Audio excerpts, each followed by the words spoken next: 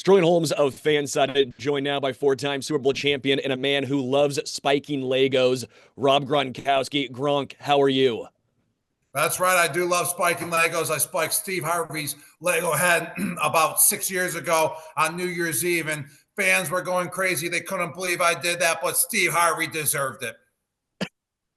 Did he know you were doing that, by the way?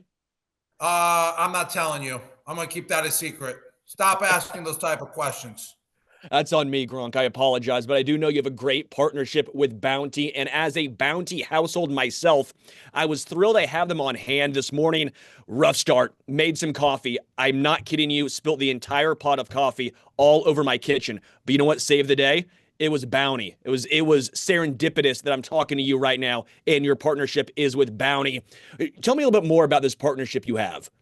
See, now, Sterling, these are the type of questions that I love that you're asking me, okay? But Bounty is a quicker picker-upper, and it always comes through in clutch moments like when you spilled the coffee. And then on top of that, it always comes through in clutch moments at like Super Bowl parties, because you can't have football without wings, and you can't have wings without Bounty, because the quicker picker messer, it comes up and cleans up that mess just like that, especially when wings, get all over the place, because wings are saucy. The sauce gets on your fingers, the sauce gets on your cheeks, and the Bounty Papers towels just come and clean that right on up, baby.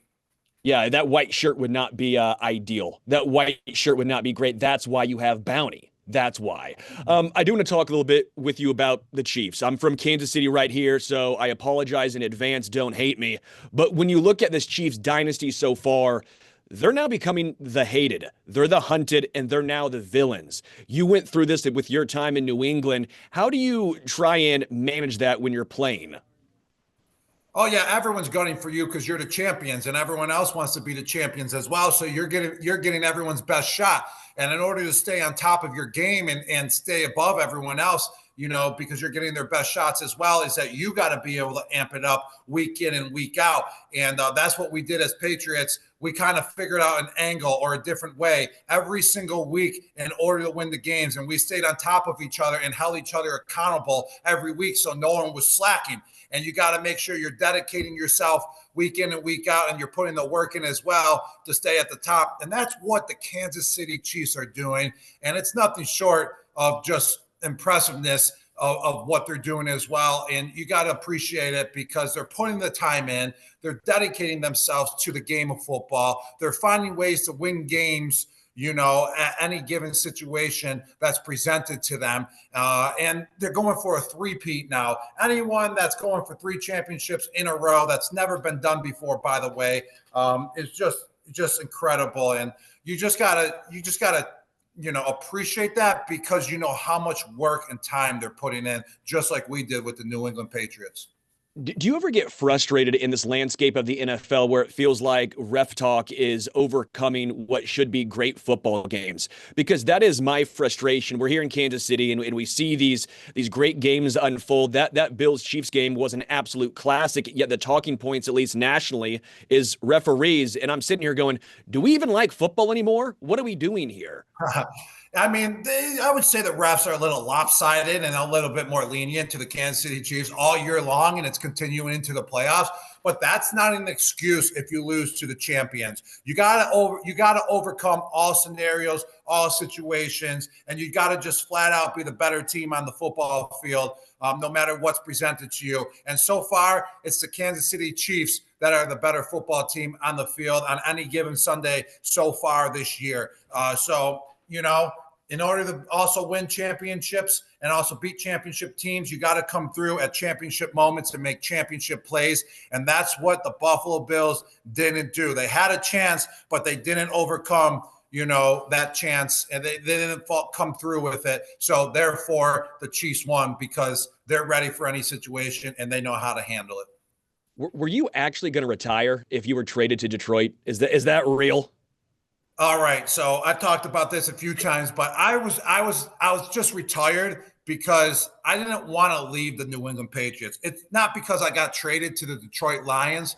It was because I just didn't, it just didn't feel right to me to go play for another team, going into that year. And I kind of wasn't answering any of the organization's calls. I wasn't answering Coach Belichick's calls. I was kind of being a jerk as well, in that offseason. So he traded me. He got my attention with that trade. I gave him a call like, hey, coach, like I was just being a jerk. I'm sorry. Let's work it out. We worked it out.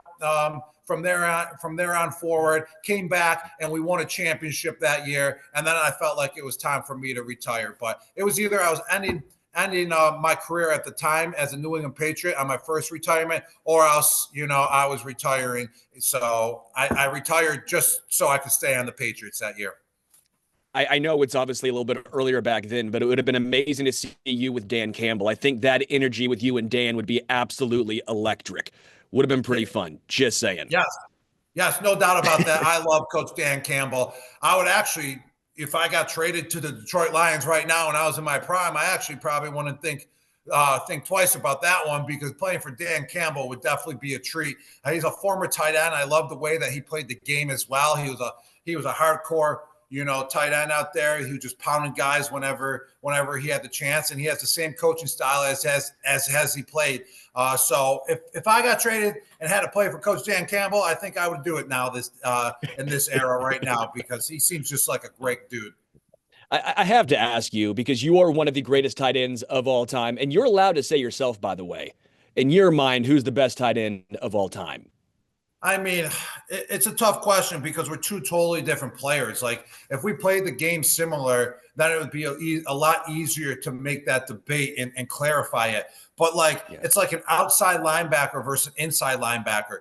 Like, one could be great at inside and not great on the outside. The other one could be great on the outside and not great on the inside, but they're both linebackers and they're both really good at what they do. And that's kind of the same style. Like, he's a different tight end than I am. He's a different style tight end. I was kind of like an old school tight end, inline tight end. And now he's kind of like the mobile tight end that moves all over the field. And he's more involved in the passing game than in the run game. I was more involved in the run game than the passing game. So it's hard to debate and say who's the best because of that reason. So I would just say, you give me a scheme and I'll tell you who best fits in that scheme. Love it. Good answer. And I assume we're talking about Kelsey. I assume you figured that right there. I was talking about Kelsey and Tony Gonzalez. Just throw them all in there. All three, huh? All right. I know it's early. So it works. I know it's early. And before I let you go here, Super Bowl prediction. Again, I know it's early, but what do you have? It is early, but that's okay. Of course, you got to ask that question.